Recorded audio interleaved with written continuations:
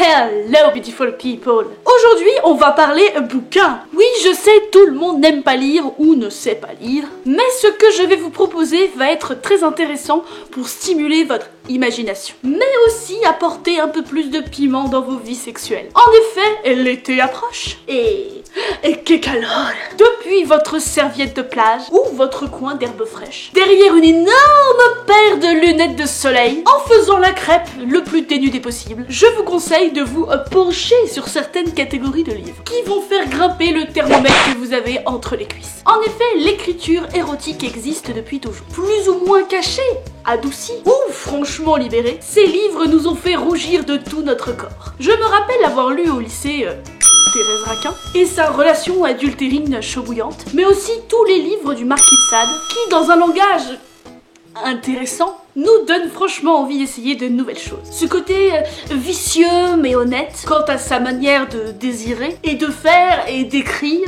vous fera rougir encore plus que le coup de soleil que vous risquez d'attraper. Bien sûr, il y a aussi les romans pornographiques, qu'ils soient audio et que vous aimiez entendre une voix qui vous raconte l'histoire au creux de vos écouteurs, ou que vous aimiez tourner les pages avec avidité, même curiosité. Les romans pornographiques nous amènent sur des terrains inexplorés. Ils nous invitent à tester, à montrer, à demander à notre partenaire. Tu vois ça?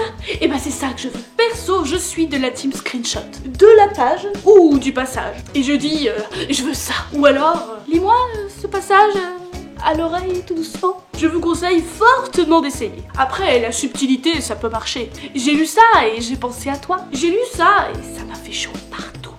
En bas. Je n'ai pas de nom qui me vient au niveau de ces romans, parce que je me rappelle que ce sont des tout petits livres et qu'il y a très souvent une femme nue dessus. Ce qui m'empêche de regarder le titre, mais qui se lit rapidement pour les flemmards. J'en viens maintenant à la catégorie que j'adore, c'est-à-dire les romans érotiques.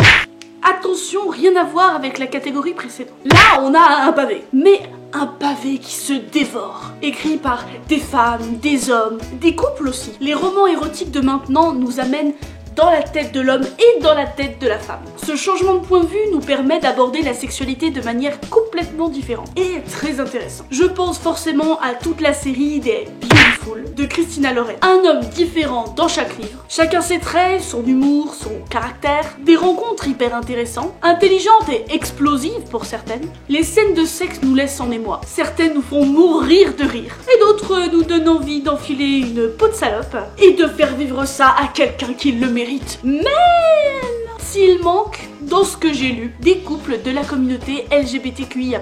Les livres là, je les ai lus et relus. C'est assez réaliste. On est loin du côté un peu niais de 50 nuances degrés. On a des parfaits connards et des petites salopes. Et soyons réalistes, c'est ce qu'on aime. Et dans ce genre de lecture, c'est ce qu'on recherche. Quand ça coule, quand ça claque. Retenez-moi, je vais me faire censurer. Dans cette catégorie, il y a aussi les afters, qui sont sympas, mais un peu trop axés sur la première fois. Le premier amour, bla bla bla. On veut des personnages qui ont un peu de bouteille, des adultes désabusés par leurs histoires d'amour, loupées, et qui ont d'abord envie de s'amuser, avant de tomber sur le bon ou la bonne. Adopted Love de Gaia Alexia, c'était pas mal. Rush de Maya Banks, il y a un vrai plaisir. C'est dans ces livres que je me suis évadée au besoin, quand on recherche un peu de séduction dans ce monde de brut. Et j'ai eu la chance de découvrir le festival New Romance à Paris en 2018, qui est un festival uniquement sur le genre semi-érotique. Et j'ai adoré.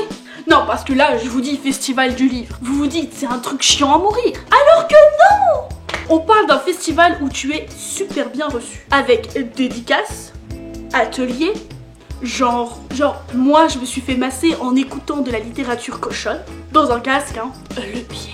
Un peu de voyance, il y avait aussi. C'était cool. Des masterclass sur l'écriture, la place du sexe dans la littérature. Franchement, cette année, c'est à Reims, le 8, 9 et 10 octobre. Moi, j'ai pris le full pass. Il y a également une soirée gala. Autant vous dire que pour moi, ça va être Festival de Cannes. Robe de soirée magnifique. Pour bien faire remarquer, on ne verra que moi. Je vais faire tous les ateliers et toutes les masterclass.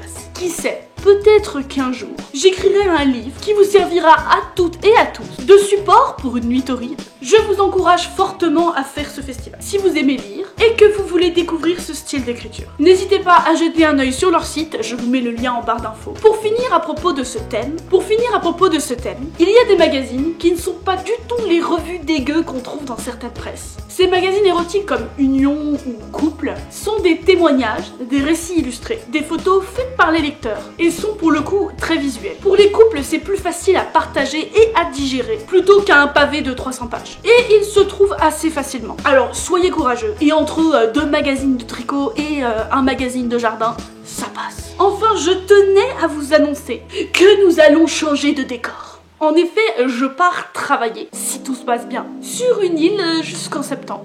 Donc, vous allez me suivre dans ma caravane pendant plusieurs mois, si j'arrive à envoyer mes vidéos. Mais on va partir sur le principe que oui, c'est parti.